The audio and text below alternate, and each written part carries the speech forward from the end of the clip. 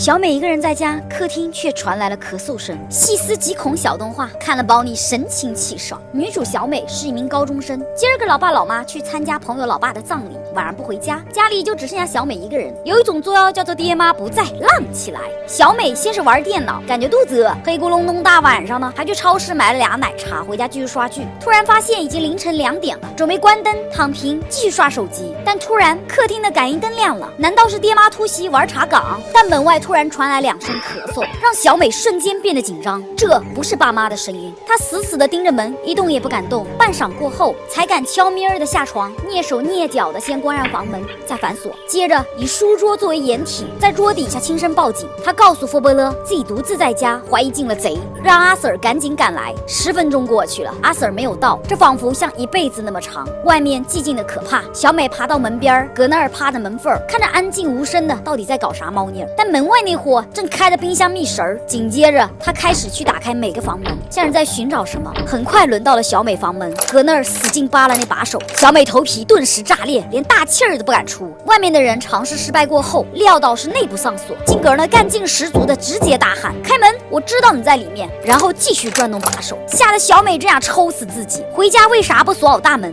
就在小美差点就咖喱 gay 的时候，天空一声鸣笛，阿 Sir 终于到了。他赶紧开窗呼救，哎呀妈呀，终于来了！阿 Sir 设法自己进门，分工明确，四下查看。吓得不行的小美还得口述刚才事情的全部经过。但阿 Sir 翻遍了整个房子，客厅、房间、床底，硬是不见有人的踪影。也许是那人已经趁机逃脱了。正当阿 Sir 扶着吓趴的小美准备送去医院要撤退的时候，突然传来一声咳嗽。阿 Sir 警觉地循着那声音，缓缓地打开了洗衣机。那男人赫然藏在了洗衣机里。小美突然想起，去完超市回来，自己还搁客厅看了会儿电视。你品，你细品。随即阿 Sir 带走了那个男人，也把小美送进了医院。这故事告诉咱，赶紧换个滚筒洗衣机，起码能看见里面有个啥。好了，铁子们，你背后是不是也放了个洗衣机呢？拜拜。